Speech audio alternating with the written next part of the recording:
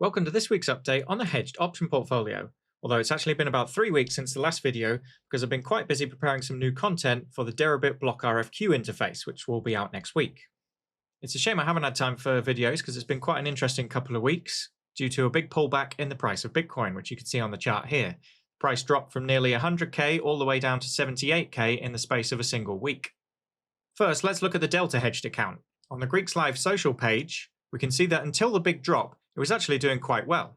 However, during this drop, the realized volatility was quite a bit higher than the implied volatility that the options were being sold at, and so even with the delta hedging, a loss was taken for several days running. Unlike the main account, this account is usually flat by the end of the weekend, and it's Sunday when I'm recording this. So there's currently no positions in the account, and it is down around 1.4% from the start and about 5% from the peak. So while the large move caused an expected drawdown, the severity wasn't too bad, and next week I'll just continue as usual in this account.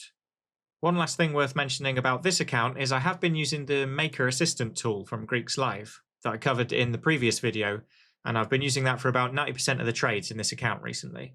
I'm finding it quite useful for the types of trades I do in this account, and it will probably be useful in the main account as well, but I just haven't started using it in that account yet. Speaking of the main account, let's go check out the more substantial drawdown that the pullback in Bitcoin has caused there. If you've watched my previous videos, you'll remember that even though I also sell both puts and calls, I typically like to hold on to at least a bit of the positive delta in this account. Just before the drop, I was actually holding quite a bit of positive delta, as I was expecting the support to hold and for prices to move higher. So when the price dropped so dramatically, this of course resulted in even greater losses than the delta hedged account.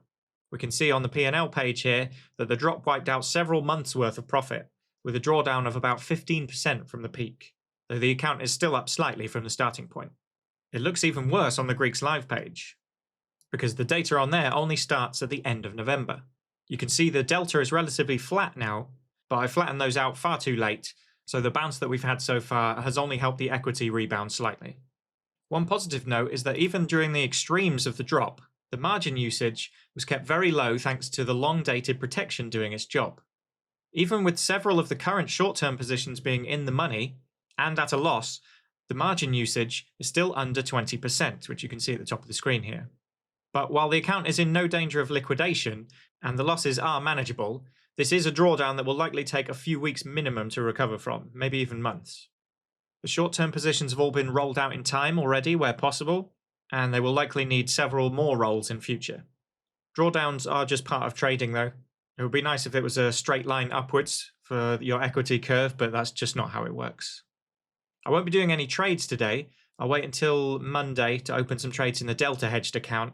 Probably won't open any new trades in the main account because I've already rolled those positions out to the nearest one is Friday. So I may just end up holding that one to Friday and then assess from there.